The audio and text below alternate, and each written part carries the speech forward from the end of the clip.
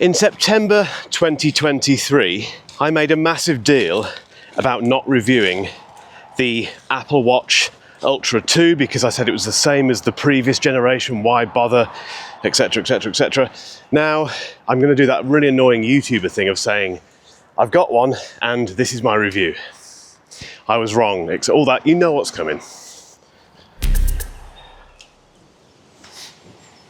When the original Apple Watch Ultra launched in 2022, unbelievably, I jumped on it. I was one of the first reviewers to really laud it, but also explain that it's not really a proper adventurer watch. If you're a proper hiker or athlete, you just get a Garmin. But I understood what Apple was trying to do. They were trying to make a version of the Apple Watch that was really aspirational for people who, again, aren't serious athletes, but people who really do take an interest in looking after themselves and, let's be honest, just want a really cool looking watch. Then a year later we had the Apple Watch Ultra 2, which just wasn't really any different, although I'll get onto that in a second.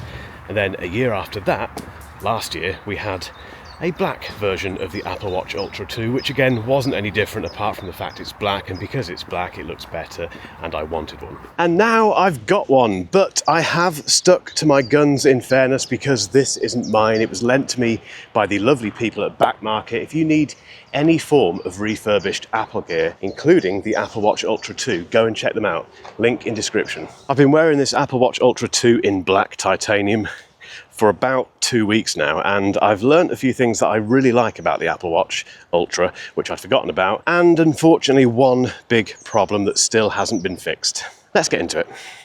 Before I dive into what I like about the Apple Watch Ultra 2, I think it's worth revisiting very quickly why it's taken me this long to review it. Firstly, it's not very different from the first generation. I had to make a list of the things that you get in the Apple Watch Ultra 2 over the Apple Watch Ultra 1. So you get the S9 chip, which, okay, it gives you that kind of pinch thing to answer phone calls and stuff. It also gives you offline Siri, but battery was pretty much the same, but you get an extended low power mode. And, 3000 nits of peak brightness over 2000 nits of peak brightness. Who needs that many nits? Why do birds always do that when I start filming? And then I just got a bit lost in reviewing other smartwatches from Garmin and Huawei and OnePlus, and they all seemed a bit better. But it turns out there are some things that I love about the Apple Watch Ultra 2. This walking past the camera thing, I have to set the camera down, walk over there, then walk back towards the camera, hoping that there's no dog walkers around because this looks weird. The things that us tech YouTubers do. Number one, I think it's well priced. If you don't agree with me, get involved in the comments, but $799 for an Apple Watch Ultra 2 is good value. I'm sure I wasn't alone when the Apple Watch Ultra was originally rumoured in thinking that's going to be £1,000, $1,000 at the very minimum, and then the bands are going to be $1,500. You get the point. I think for an Apple product, it's well priced. Number two, the display is fantastic. Even though I've reviewed those other smartwatches and they have fantastic displays as well, there's something about the Apple Watch Ultra 1 and 2's display which is just better. That will have people furiously typing away in the comments and setting their trousers on fire because I've not gone into the technical details of why it's better, but I don't care. When it comes to displays, I think you can just tell if a display is better, and it is. Number one... Someone's shooting. Okay, we might have to be quicker with this video. This has suddenly taken on a different vibe, hasn't it?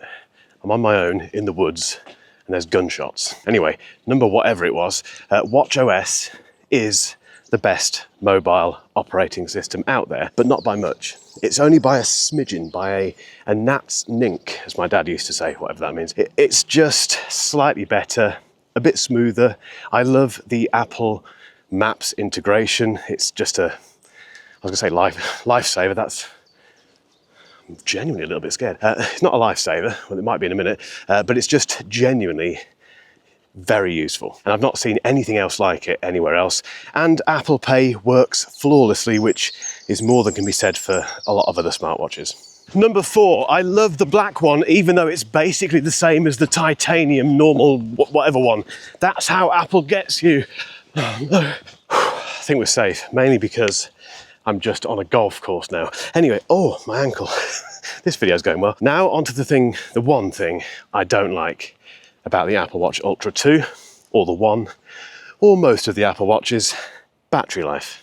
No, don't click away. I know I'm a broken record about this, but I want to have some kind of meaningful conversation about it in the comment section, because I don't get it. I genuinely do not understand this, guys. Now, I'm not comparing against a Garmin here, even though I've done that in the past, because that's not fair. Garmin's are built for battery life. The Garmin crew are going to come at me with this, I know, but they're not proper smartwatches. Maybe that was them. However, the Android smartwatches that I've tried are smartwatches, obviously, and all of them, apart from the Samsung Galaxy Watch Ultra, weirdly, have better battery life. I am completely lost, and I don't want to get caught by the Garmin people. But the thing that completely confuses me is that those Android smartwatches do the exact same things as the Apple Watch Ultra 2 to pretty much the same standard. Yet they get up to like 5 days of battery life. So how bad is the Apple Watch Ultra 2's battery in real life? Am I just being a bit over dramatic? Possibly. It's better than the Apple Watch Series 10, as it should be, but only by a fairly fine margin. I also think it's better than the Apple Watch Series 1. And not just in the low power mode, which I haven't tested, to be honest, but I think even just the general battery life feels a bit better over the first generation. Although my first generation's a bit old now, and I guess the battery's dying, but you get the point, it's a bit better. But in terms of duration, you get about, this felt like a good idea, you get about 2 days. Honestly, that's pretty much all you get, unless you barely use it. And then you'll get 2.5, maybe 3 at a push. Did you hear that? Now, I've heard theories that I've heard one theory from Rob, my podcast co-host, that Apple can indeed extend the battery life, but they choose not to because they want to promote regular charging. And to be fair, if you've had an Apple Watch since forever, or if it's the only watch you've ever known in terms of a smartwatch, then you're used to charging it fairly regularly, and they do charge quickly. So for me, still, the big problem with the Apple Watch Ultra 2 is the battery life. It's the one thing that stops me from really wholeheartedly recommending it to anyone apart from a die-hard Apple fan. Because one, as I mentioned earlier, it's not for serious athletes. You'll just get a Garmin. There you go, guys. You'll get a Garmin. Garmins are good. They're really good. I love Garmins.